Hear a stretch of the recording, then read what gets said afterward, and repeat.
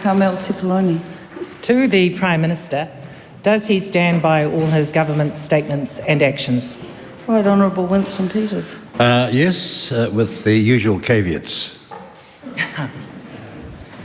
Supplementary. Who is correct? David Seymour, who thinks treaty principles should be unilaterally be rewritten by the Crown?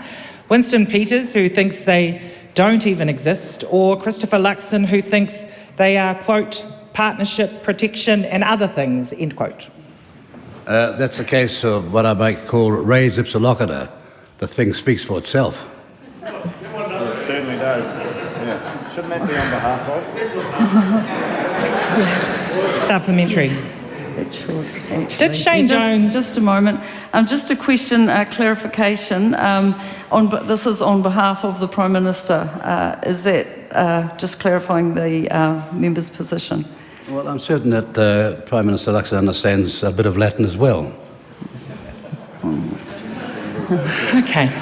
Honourable Carmel Cipollone. Supplementary. Did Shane Jones push to allow commercial ringnet fishing in the Hauraki Gulf Marine Protection Bill, overriding Conservation Minister Tama Pōtaka's push to protect that area, reflect Pōtaka's self-described lowly position in the food chain? If not, why was he overruled? Well, the difference between some political parties and ones on this side of the House is that we treat every member as an equal. We don't think we're superior. So to describe Minister Pōtaka that way, I think, so unmeritorious of that usually generous member over there. And the second thing is, by a process of consultation, they came to a conclusion together.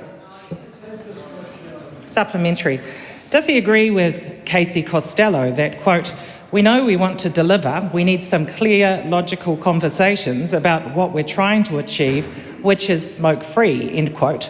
If so, is he concerned that the number of daily smokers has risen by 16,000 people year on year, the first such jump in recent history? We are so pleased that member asked that question.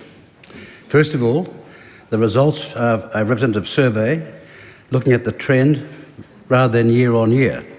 Over the last 5 years, the Maori smoking rate has halved, while smoking rates are lowest in our young people, signalling a generational shift away from cigarettes. The smoking rate for 18 to 24-year-olds is now down to 4.2%. 15 and 17-year-olds is down now to less than 1%.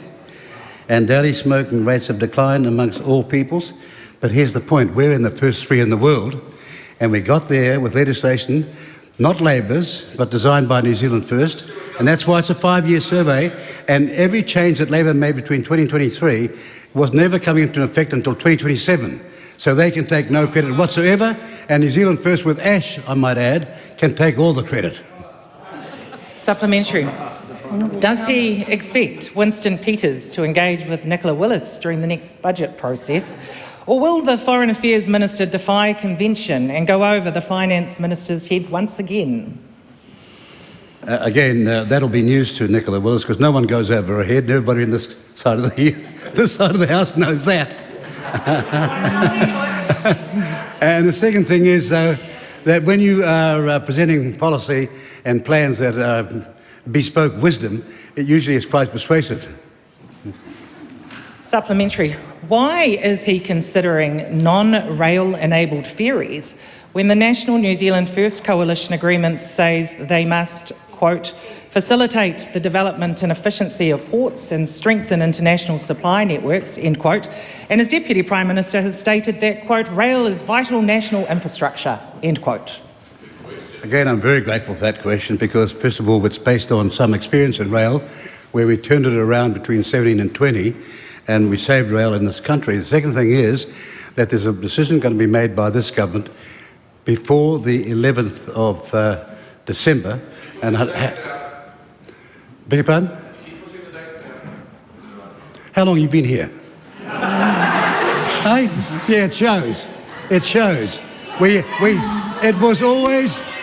I guess the member asked for that response. I think we'll go back to the question. Thank you. It was always on the 11th of December or before. So we haven't pushed any date out at all. And wait, and you'll see a plan emerge of which I'm certain in time that member will be proud. Supplementary. What is the point of Shane Jones' Regional Infrastructure Fund when communities are crumbling due to the collapse of industries like timber mills and meatworks? Well, the reality is that we inherited a seriously failing economy, much worse than many people thought, and a power system that was the most costly in the world. All these things are staggering, and I understand what the member is saying, but what is the purpose of Shane Jones's mission? It is to do what so many parties have not done, or governments have not done, and that is to invest seriously in the provinces and return us to be the country we once were in the top 3 in the world. And Mr. Jones is quite different from a lot of people in this parliament. He's an action man. No, some talk and some act, and Mr. Jones is an action man. And if he doesn't know that, go down to a Portakey, go down to the Hawke's Bay, go down to Invercargill, and all over this country they are seeing a revival of action politics from somebody who knows what he's doing.